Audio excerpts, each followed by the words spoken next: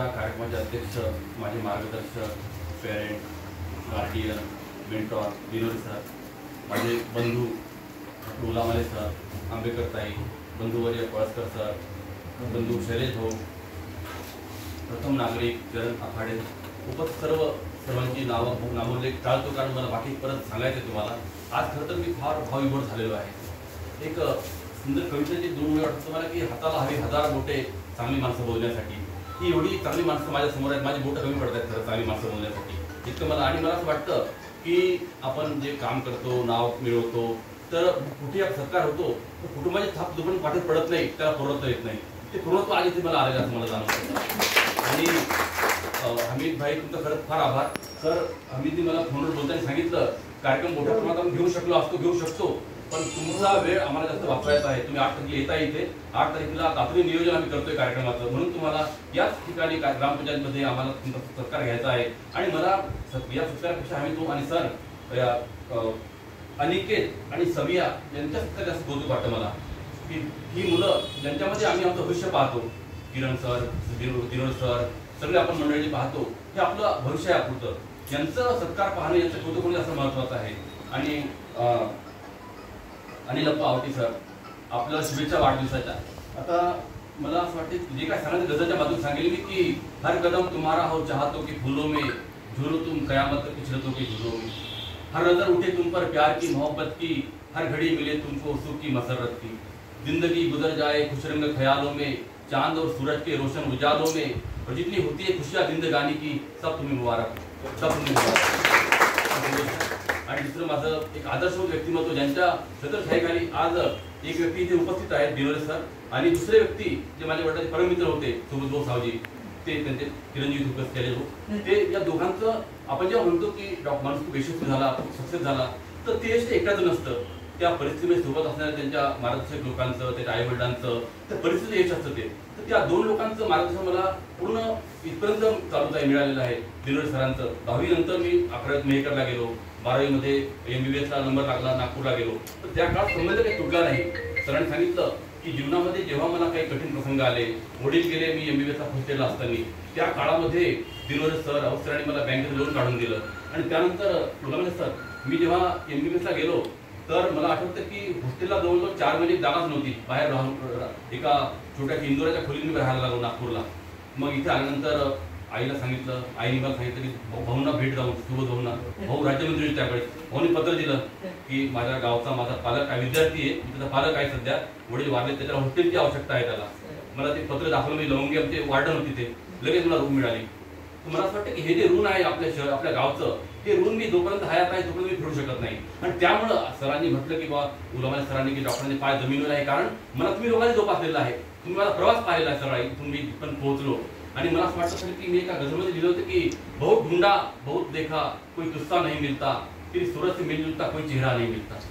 बहुत ढूंढा बहुत देखा कोई किस्सा नहीं मिलता, तेरी सूरत से मिलजुलता कोई चेहरा नहीं मिलता, तो खरीदो तो भला बाजार में क्या नहीं मिलता, नहीं मिलता तो माँ के हाथ का खाना नहीं मिलता.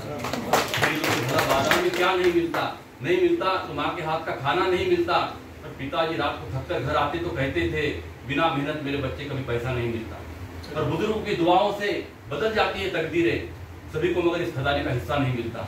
यांचे आशीर्वाद माझ्यासोबत आहेत म्हणून येऊ शकलो असं मला वाटतं. आणि आता मी गझलसाठी दुबईला जाऊन आलो, अबुधाबीला गेलो, तर शैलेश भाऊ मी सांगितलं की हा प्रवास कठीण असा आहे. एक तर उर्दू भाषा, अली बे पे ते आपण जे शिकतो त्यात आत्मसात करायचं. उर्दूमध्ये पुस्तकं 3-4 पुस्तकं माझी आली, हिंदीमध्ये देवनागरीमध्ये 6-7 पुस्तकं लिहिली मी. परंतु आपण जेव्हा दुसऱ्या भाषेत प्रवेश करतो तर ती मंडळी फार जोखून आपल्याला घेतात. तर अबुधाबीला माझे व्हिडिओज पाठवले, मी काही गझल पाठवल्या. मग त्या लोकांनी ते अब्बास ताबी जे आहेत तिथले कल्चरल कारवाचे संयोजक, त्यांनी माझ्या गझल्स पाहिल्या, माझे ते गझल लिहिलेल्या पाहिल्या, व्हिडिओज पाहिले. मग त्यांनी म्हटलं की एक आप सर्जन है, बोले आप शायरी करते हैं, तो आपको मुझको डाउट है, बोले आप सर्जरी कुछ करते नहीं, बोले सिर्फ शायरी करते हैं, बोले क्योंकि एक आदमी या तो सर्जन हो सकता है या शायर हो सकता है, बोले दोनों एक साथ मुश्किल है. बोले तो आपका सर्जरी का वीडियो भेजो, बोले कोई सर्जरी करते हुए का, ही सत्य घटना आहे. म्हणजे त्यांना मी मला तो व्हिडिओ पाठवला, त्याने व्हिडिओ कॉल केला आपल्या इंटरनेटमध्ये. आणि त्यानंतर त्यांना काही गझल पाठवल्या. त्यात म्हणजे जी गझल त्यांच्या मनाला भावली त्यातलं की बेशकलो बेचेहरो को एक चेहरा देने निकला हो, ती गझल त्यांना आवडली. ती त्यानंतर मला ते बोलावणं झालं की बेशकलो बेचेहरो को एक चेहरा देने निकला हो, दौरे हाजिर के रहबर को मैं रास्ता देने निकला हूँ, और जब से होश संभाला मैंने मेरी पढ़ाई जारी है, आज भी अपने जीवन का मैं परिचय देने निकला हूँ, और जीवन का मैं परिचय देने निकला हूँ। और एक गजल का मिसरा मेरे शहर में कब से अकेला है, ओढ़ मिसरा में ओढ़, एक गजल का मिसरा मेरे शहर में कब से अकेला है, वो गजल मुकम्मल करनी है, मैं मिसरा देने निकला हूँ। और आशाओं का दीपक हूँ मैं, सारी रात जला हूँ यारो, आशाओं का दीपक हूँ मैं, सारी रात जला हूँ यारो, अंधियारे की आरती को कंधा देने निकला हूँ। आशाओं का दीपक हूँ मैं, सारी रात जला हूँ यारो, अंधियारे की आरती को कंधा देने निकला हूँ। और जिनकी मेहनत ने हमारे दिन रात सवारे है लोगों, उन वीरों को खुशियों का एक लम्हा देने निकला हूँ, उन वीरों को खुशियों का एक लम्हा देने निकला हूँ। शख्स पुराना हूँ लेकिन अंदाज नया है जीने का, शख्स पुराना हूँ लेकिन अंदाज नया है जीने का। दौरे हाजिर की गजल को एक लहजा देने निकला हूँ, दौरे हाजिर की गजल को एक लहजा देने निकला हूँ। और अमीर शहर मुझको अब सब्र की भीख मांगता है, अमीर शहर अब मुझको सब्र की भीख मांगता है, गरीबों की सारे शहर को चंदा देने निकला हूँ। ही गजल त्यांच्याकडे जेव्हा पोहोचली आणि आठवतं दोन गोष्टी मी म्हणजे गझलचा प्रवास इथून कसा सुरू झाला। आपलं घर जे जुन्या गावात होतं पाराजवळ समोर मुस्लिम वस्ती, तो एक प्रसंग असं 10वीत होतो मी तेव्हा, अगदी 16 वर्षाचा। एक फकीर चालले होते की सवाल टाकायचे ते, मग त्यांना मी काहीतरी दिलं। मग मला आठवतं तो अगदी 16 वर्षाचा पहिला शेर त्यांचा ऐकला की दुआ तो सब करते हैं, दुआ से कुछ हुआ भी है, बंदे लाखों है दुनिया में, उनका कोई खुदा भी है। खुदाला चॅलेंज करणार हा फकीर कोण पाहायला मी म्हटलं, काय शेर आहे म्हटलं की दुआ तो सब करते हैं, दुआ से कुछ हुआ भी है, बंदे लाखों है दुनिया में, उनका कोई खुदा भी है। आणि मला त्यानंतर वाटलं की भाषा काहीतरी वेगळी आहे, यात काहीतरी आपण काम केलं पाहिजे। आणि मग नागपूरला जेव्हा गेलो मोमीनपुऱ्यात मिळाली, म्हणजे नागपूरचं जे हॉस्टेल होतं IMCचं मागेच मोमीनपुरा, दिवसा MBBS अभ्यास करायला रात्री उर्दू मुशार ऐकायला जायचं। म्हणजे 30 वर्षापूर्वी 40 वर्षापूर्वी राहत इंदोरी बशीर बदर यांना जरूर ऐकायचं भाग्य मला लाभलं।